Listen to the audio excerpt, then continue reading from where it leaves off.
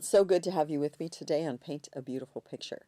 This is episode number 274, Friendly Fire.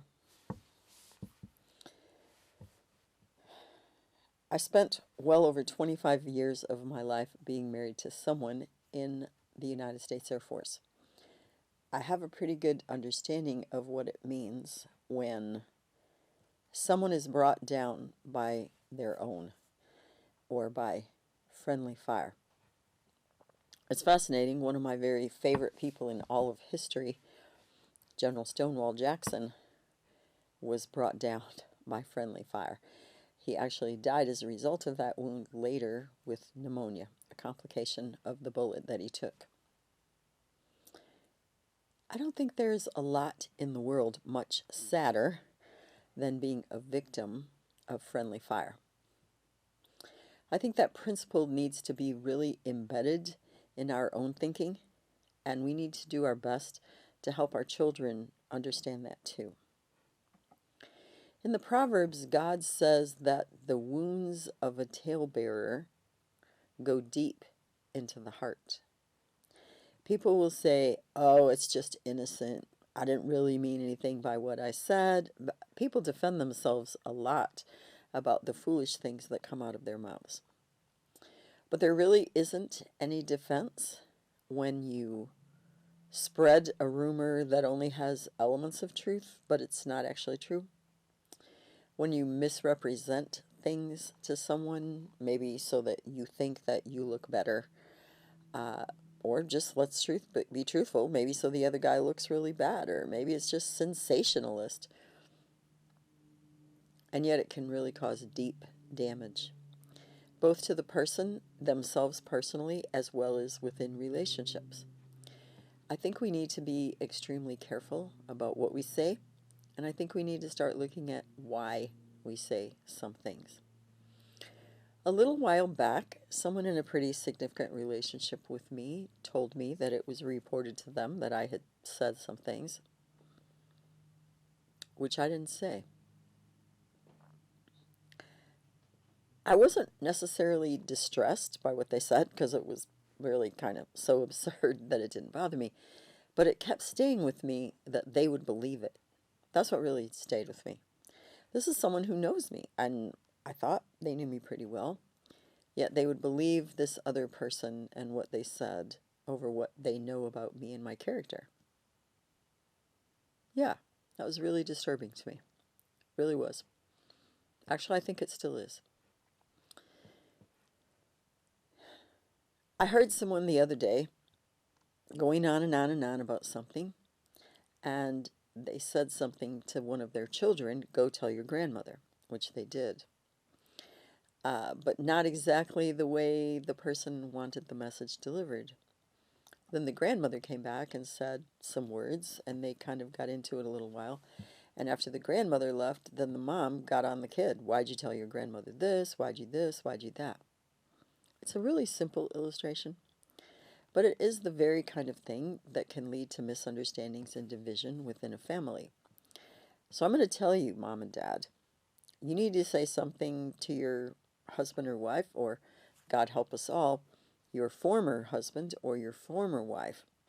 Don't leave it to your kids. Don't stick them in the middle. Have enough guts to go deliver the message your own self. And certainly don't sit there and go on and on and on about something in front of your children and think that sooner or later your spouse or your former spouse is not going to hear about it, because they are. And the challenge is then they're going to hear it funneled through another set of perceptions, and it may not be the message that you originally intended. And it may cause a lot more difficulty than you wanted it to. Certainly we all know this can go on between coworkers, family members, friends. This is just far too prevalent. So, what's the answer?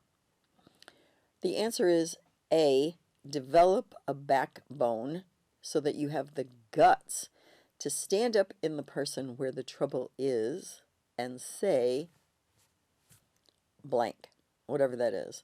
I feel angry when you, I feel very upset when you, I feel disrespected about this situation. Just have enough guts to stand up in their face and have a conversation with them. Own your own feelings and responses.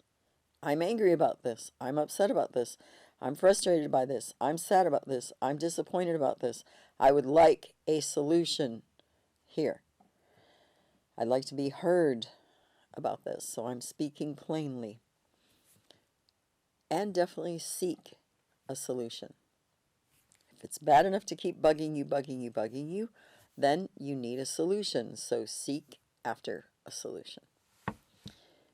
And remember, you're dealing with a living being who has feelings and ideas and experiences different than your own. So be willing to share your own and be willing to listen to theirs. I would hope that you would never want it said of you that you were constantly taking others out with your words, with your actions, with your attitudes. I would like to hope that you would want yourself to be thought of and spoken of as a person who is gentle and kind and doing what you can to bring about peaceable resolutions to things, even if there is a conflict, or even if there's an outright war or fight, but still that you are looking for peaceable resolution. That is up to you. You have to choose. But I really want to invite you, because I think we've all been victims of friendly fire, of people that we thought we knew, we trusted, we had some kind of a relationship with, and yet we learn later they were trying to take us out. And it doesn't feel good at all. In fact, sometimes it destroys relationships permanently.